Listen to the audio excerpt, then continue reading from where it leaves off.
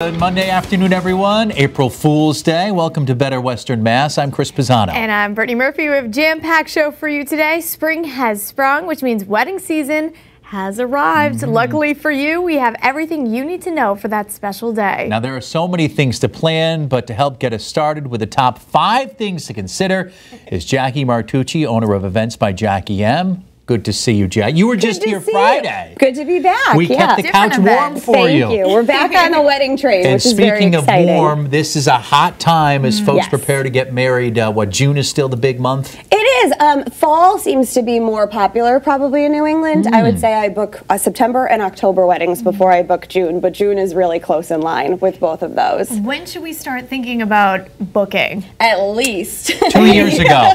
2 years ago. 2 years ago, right. At least a year and a half, I would say. If some people leave it to a year, and that's okay. But if there is a venue that you really have your heart set on, or there's a particular person that you're looking to work with, whether it's a caterer or a photographer, check with them at least a year and a half out, because we book up that fast. I'll bet. Yeah. Do you tell your clients to maybe be a little flexible, especially with specific dates? Yes, that's important. So if you do have people that you're really looking to work with them and work with their date, because you might not get the perfect date, but you'll get something really close. You know, if you have your heart set on October 16th for whatever reason, can you go a week later or a week before and still get everything that you're really wanting? Or 9/9/19 or so, you know, those funky numbers. Fun dates, It's easy to remember your anniversary that way. Yeah, that's true. Book 2 years in advance because those are popular. Those are the hot ones. Yeah. Let's talk budget. Yes, the biggest stressor, I'd imagine. So the producers had asked me to put together the top 3 things, and I couldn't keep it to just 3, right? So budget. Budget is the most important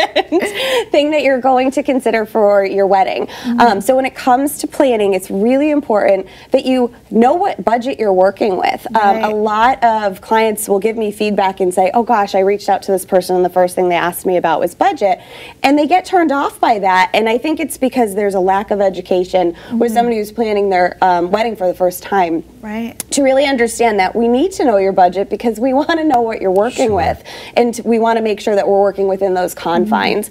So super important to be realistic about what you're working with, be upfront about it with the people that you're working with so that they can work with you. What's the average cost nowadays? So it really depends, but I would say hold your breath. I'm almost afraid to hear. Most of the weddings that I see are around 150 people, and they average. Grand, I know. I was like, oh no. Sometimes, but they average. I would say for the Western Mass area, they average about $35,000 for 150 people. It's a lot of money. Speaking to that, guest count is important. Yes. Do you invite the cousin you never see or your friend? So how does that work? Here's what I tell everybody. Everybody is a number, right? A monetary number. So if it's important to you to save money, the first place that you're going to be able to save money is scaling back on your guest list and making a more intimate experience. That can be really challenging to do if you have a bunch of cousins or a large family.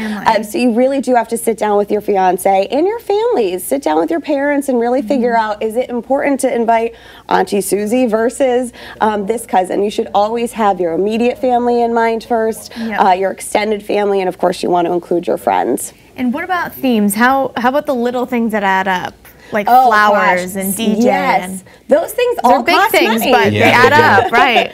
So it's really important to set your expectations and be really realistic about your expectations when it comes to all those little components, because it can add up quite a bit, but you also want to make sure that you are considering what is too much, right? Scale back where you can. You don't have to do every single project that you've seen on Pinterest. Right. It's just not going to work. It's impossible. It is. It's not going to happen. And finally, you get what you pay for. So we want to keep our budget in mind, but you don't want to skimp on the important things, do you? Here's the thing. Great professionals cost money. Right. So if you want a great wedding and a great experience, you're going to have to pay for it. If you're okay with saving a little bit of money and maybe something like your menu isn't super important and having a laid-back barbecue-style backyard wedding is a way to save money, you can do that as long as you're okay with what that is going to mean. Right. Don't be upset when you get the meal. Exactly. And you're still going to have to hire people. You're going to have to hire staff and make sure that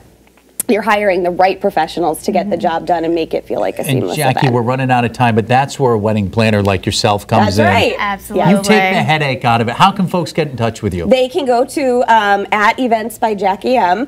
So that is on social media, whether it's Instagram, Facebook, or www.eventsbyjackiem.com. All right. All right. Good to see you, Jackie. Thank you so much.